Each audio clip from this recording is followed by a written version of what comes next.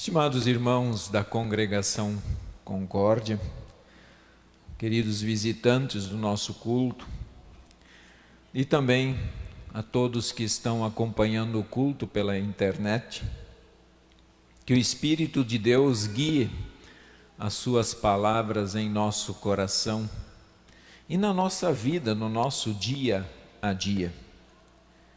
Queridos, diante das situações que o mundo passa, diante, seja o nosso país ou seja a questão mundial mesmo, talvez o nosso município, talvez alguém da sua família, irmãos da congregação que estão passando por situações difíceis nesses últimos tempos, e por que não dizer todos nós juntos, é que eu resolvi falar nesta noite sobre o texto de Isaías, capítulo 40, versículos 1 a 11. E ali está escrito o seguinte: Consolem, consolem o meu povo, diz o Deus de vocês. Falem ao coração de Jerusalém e anunciem que o tempo da sua escravidão já acabou, que a sua iniquidade está perdoada e que ela já recebeu em dobro das mãos do Senhor por todos os seus pecados.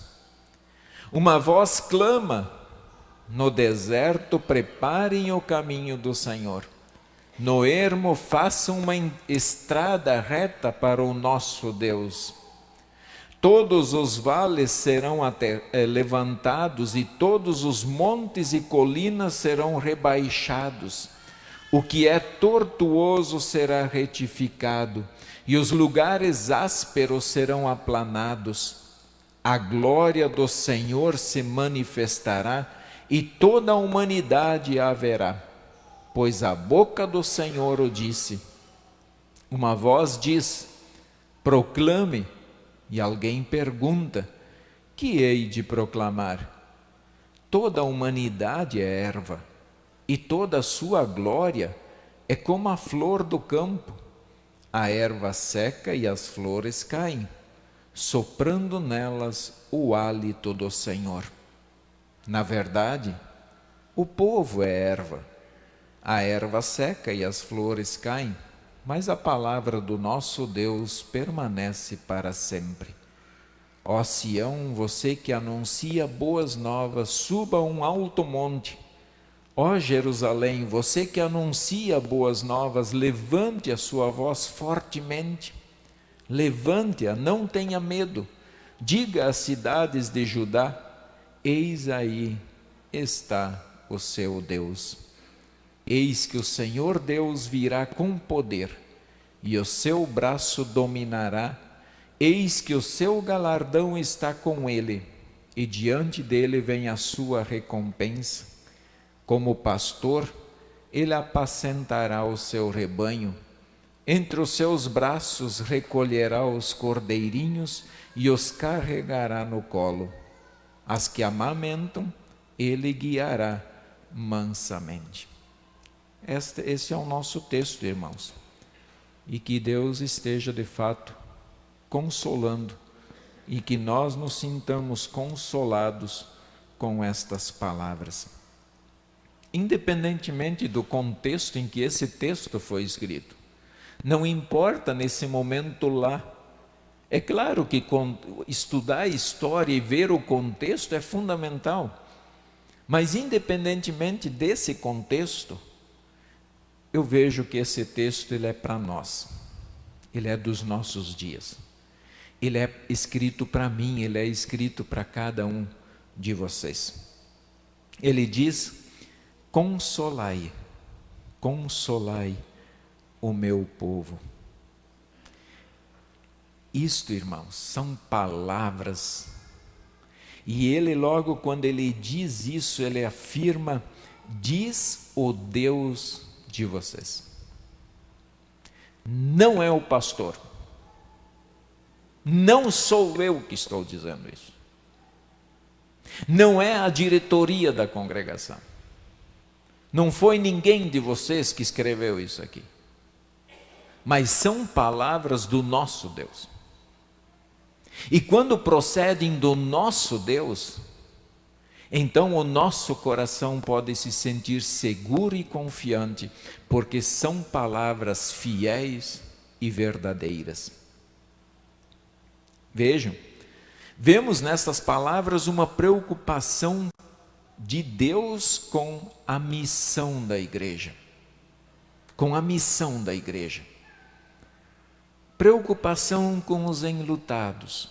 Está aqui, nesse texto. Com as famílias em briga. Está aqui, nesse texto. Com os jovens envolvidos no mundo da droga e do crime.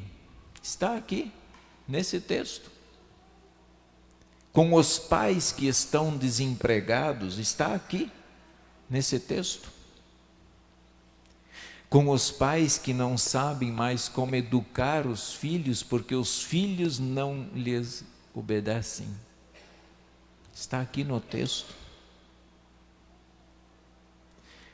Pelo grande contágio desse vírus nos últimos dias, está aqui nesse texto. São palavras que servem para todos os setores da nossa vida. Em primeiro lugar, estas palavras de Deus têm um endereço. Quando vocês vão escrever um e-mail, vocês colocam lá em cima para. Ele vai endereçado para alguém especial. Quando vocês vão mandar uma mensagem do WhatsApp, vocês vão ali, vocês procuram o nome da pessoa, vocês clicam e mandam a mensagem para ela. Pois Deus, quando mandou dizer isso aqui, Ele estava endereçando essas palavras para o seu povo. Para o seu povo. E quem é o povo de Deus? Quem é esse povo que Deus, com tanto carinho, com tanto amor, Ele olha, Ele busca, Ele chama, Ele consola?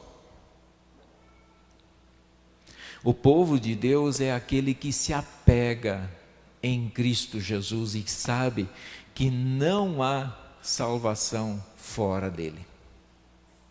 Esses fazem parte do povo de Deus. Então nós poderíamos dizer, tá bom, então é só para nós. Mas eu quero que olhemos que esse salmo, por que ele essas palavras de Isaías, por que são, na verdade, tem uma preocupação missionária. Porque estas palavras que aqui estão escritas é para aqueles que ainda não acreditam nela. É para aqueles que ainda serão buscados por Deus, chamados pelo Espírito Santo para fazer parte desse povo, pois que aqueles também são povo de Deus, aqueles que vão ainda acreditar nessas palavras. Ele pede: consolai, consolai o meu povo. Se você descrevesse a palavra consolar, o que você diria? Que palavra você usaria para dizer que significa consolo para ti? É interessante. Consolar é dar conforto. Dar conforto. E um exemplo bem simples, e eu acho que muitos de vocês ajudaram. Esses tempos atrás fui fazer uma caminhada na Marginal e eu costumo levar minha garrafinha de água. E lá, quase lá em cima no trevão, lá que entra para o bairro Greenville, tinha uma senhora deitada, já praticamente desmaiada no chão. E uma senhora socorreu. E nós demos água para ela, nós sentamos ela da melhor maneira, quer dizer, nós demos um conforto para ela. Da situação que ela estava, nós demos um conforto, fizemos aquilo que foi possível na hora. E é claro que depois foi chamado o corpo de bombeiro e tudo. Então, foi dado conforto. Também nós podemos usar o termo afofar a cama. Você gosta da sua cama que você deita?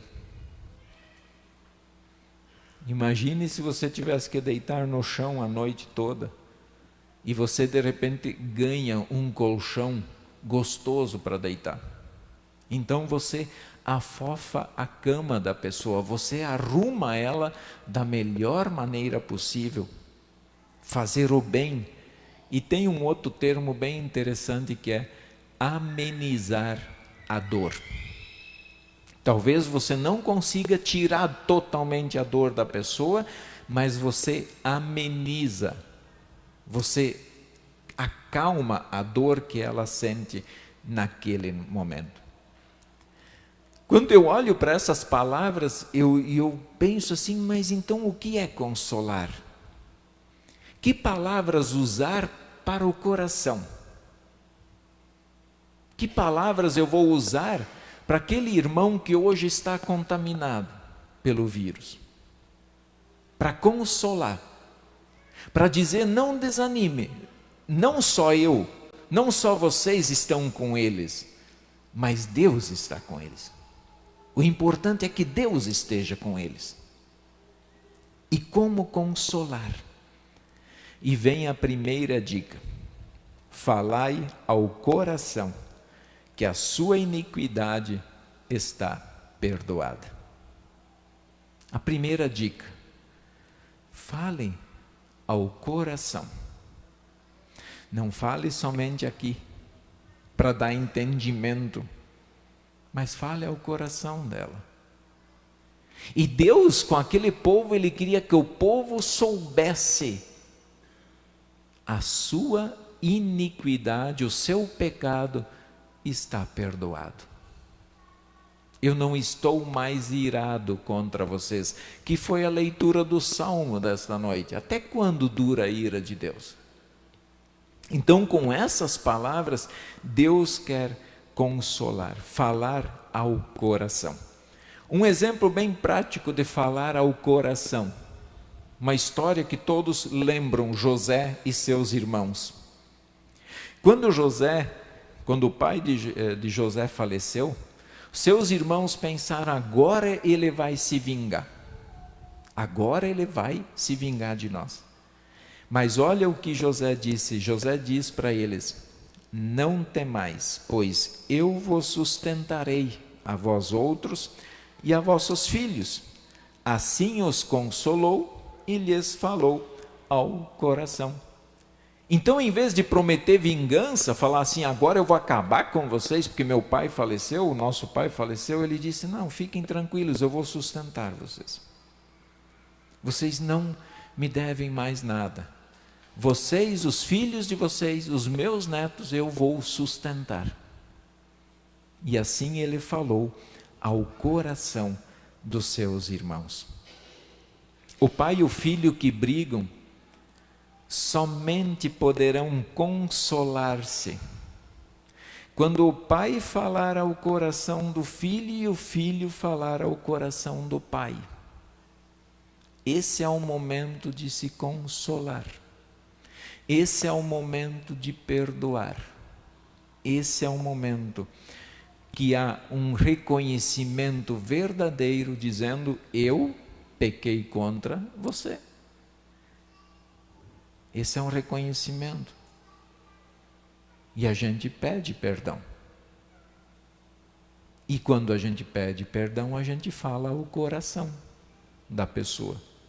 Quando há um diálogo franco sobre o pecado, do pecado que aconteceu. Quando há um pedido de perdão, então vem Deus com a sua graça e perdoa, consolando o coração de cada um. Vejam que Deus diz assim, falai ao coração de Jerusalém, bradai-lhe que já é findo o tempo da sua milícia, que a sua iniquidade está perdoada. Vai lá, Fala para aquele povo. Assim como Deus está me usando para falar para vocês, me usou para falar para vocês agora há pouco. Porém, tem uma pergunta que é preciso fazer a este povo. Esse povo quer ser consolado? Às vezes nós não aceitamos o consolo. Às vezes nós nos recusamos e dizemos: eu não quero que você fale comigo. Então, a pergunta é: este povo quer ser consolado?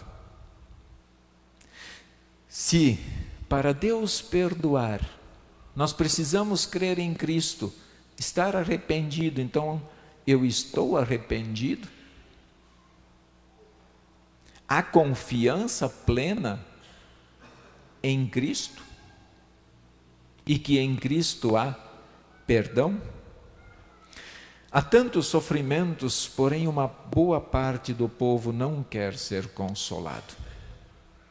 Essa é uma dura realidade.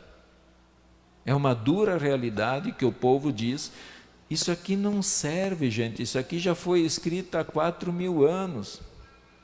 Isso aqui não pode servir para nós hoje, no século 21 depois de Cristo.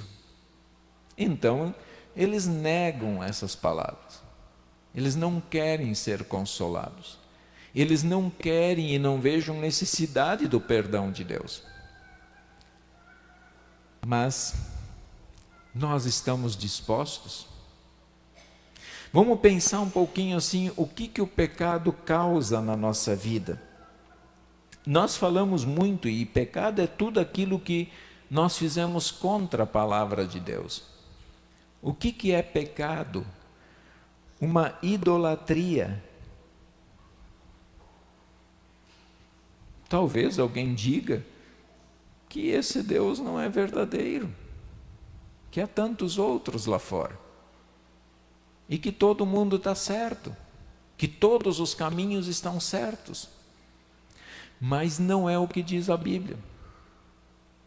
E como a Bíblia é palavra de Deus para nós, então não há discussão. O que mais? Egoísmo?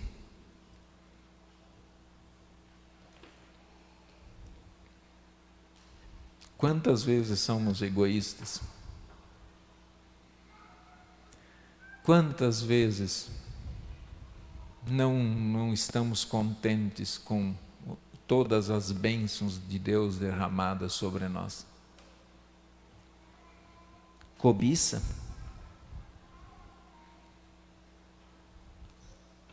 Além de não estar contente com o que Deus nos deu, ainda queremos tudo que o outro tem.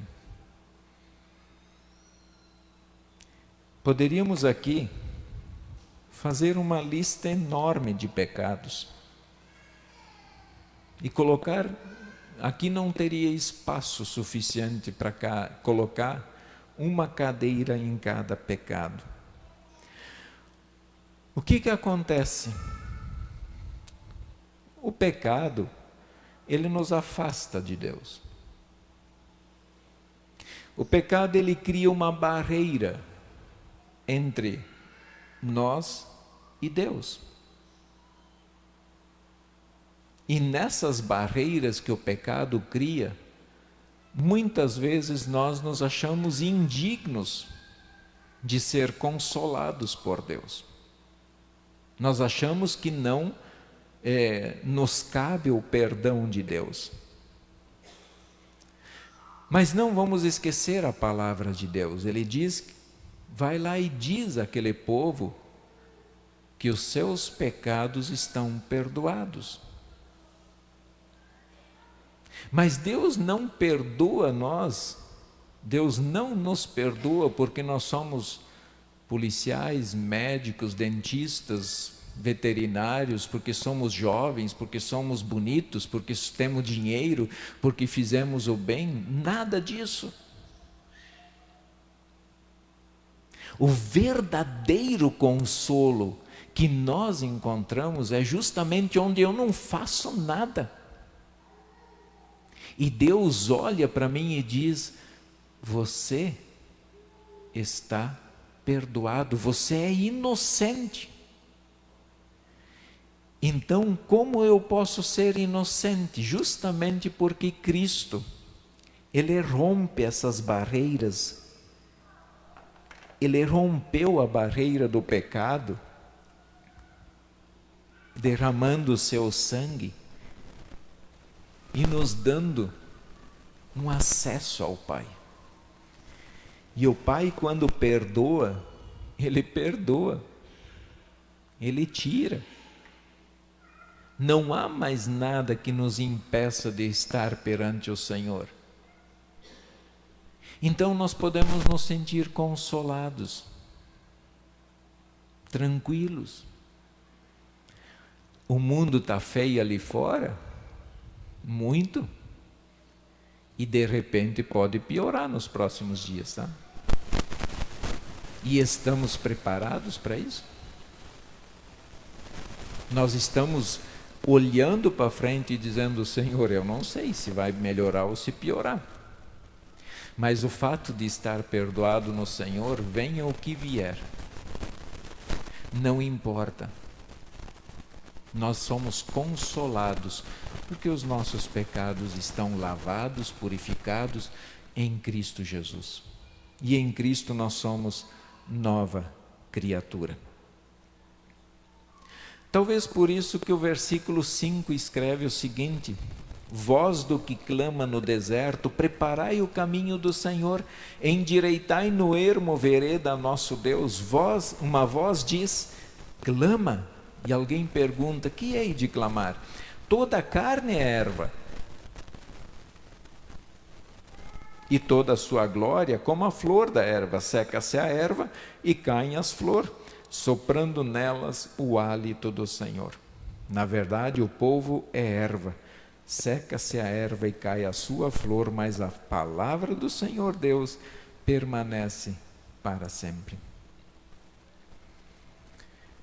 Irmãos, mesmo quantas vezes vocês já se sentiram pregando no deserto? Falando ao filho, falando ao irmão, falando ao vizinho, e parece que aquelas palavras não encontram nenhum coração para se abrigar. Quantas vezes você já talvez disse: eu não vou mais convidar, eu não vou mais chamar, eu não vou mais fazer nada. Com isso eu estou dizendo, irmão, se você teve essa sensação, não se preocupa, você não está sozinho nessa. Nós nos sentimos assim, muitas vezes pregando num deserto, onde os corações não têm lugar para Deus. A vida está tão agitada que não há lugar. Tantas preocupações que não há lugar. Devemos clamar para esse povo e para os cristãos, porque são erva. O que é erva de fato?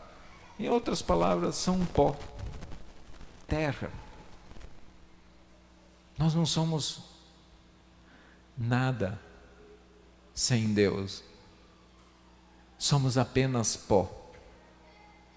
Mais cedo ou mais tarde, tudo aquilo que nós achamos que hoje vale a pena, nós vamos olhar e vamos dizer: foi tudo ao vento. Foi tudo para cima, não tem valor. O nosso corpo envelhece. Nossos problemas aumentam. A saúde se vai e a morte chega. Nós somos pó, irmãos. Nós somos erva. E tem que dizer isso para o povo tem que estar ciente de que isso é assim. Então, se eu morrer nessa semana, irmãos, não se escandalizem, não, está dito que nós somos pó. E a vida é assim. e não há o que fazer. Você pode gritar, você pode chorar, você pode procurar 500 médicos, você pode tomar de tudo para ficar jovem, para ficar forte, para que as suas células não morram, mas tudo passa. Nós somos erva. E se nós vamos passar, estamos nós dando valor àquilo que de fato importa?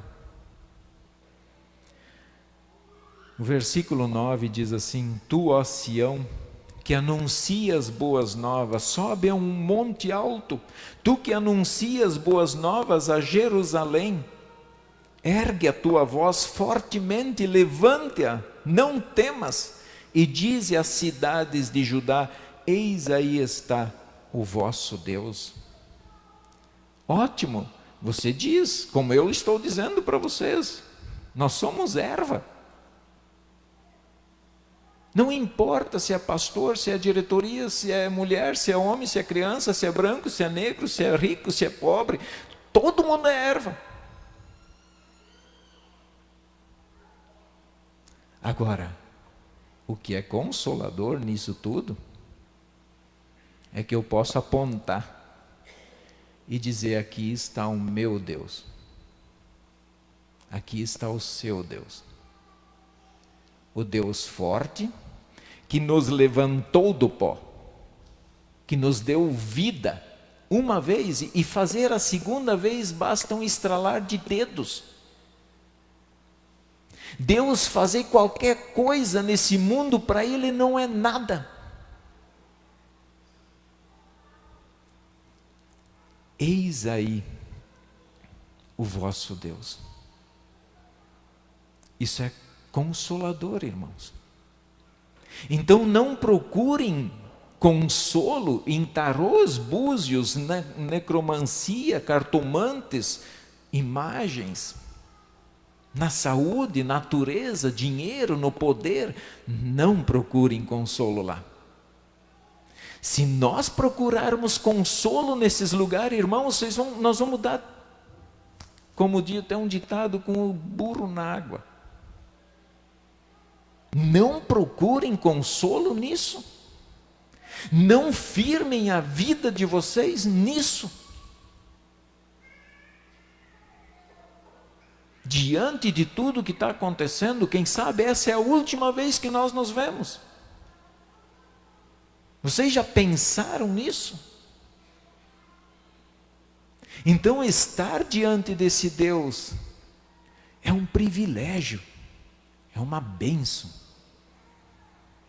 E aí nós podemos também dizer: eis aí o teu Deus, aqui está o nosso Deus, que acalma os corações, que acalma as mentes, que cura as feridas, que perdoa as iniquidades, que dá força aos pais para criarem os seus filhos na disciplina dele, que ressuscita mortos, que dá pão aos famintos, que dá emprego aos desempregados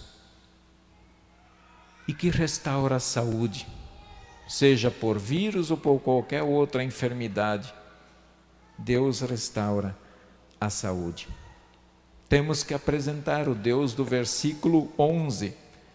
Como pastor, apacentará o seu rebanho, entre os seus braços recolherá os cordeirinhos e os levará no seio as que amamentam.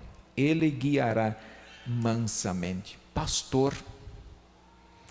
Ele é o verdadeiro pastor, que cuida. Imagine aquela imagem quando vocês lá, crianças, quem é pai aqui, quando a criança começa a gatinhar, a gente pega no dedinho dela e vai com calma, com tranquilidade, para que ela dê um passo, depois outro passo. Agora vocês imaginem Deus nos pegando e indo com calma, com tranquilidade, nos conduzindo para o seu aprisco, para o seu reino, para a vida eterna. Irmãos, aqui está o nosso Deus. Que isto console o nosso coração no meio desse mundo agitado e perturbado que nós estamos vivendo. Vão para casa depois, mas vão consolados. E ao mesmo tempo, quando vocês encontrarem alguém lá fora, aflito, triste, preocupado, console o coração deles também, para que eles tenham essa alegria que eu sinto e que vocês estão sentindo agora, pela ação do poder de Deus, para a honra e glória do Senhor. Amém.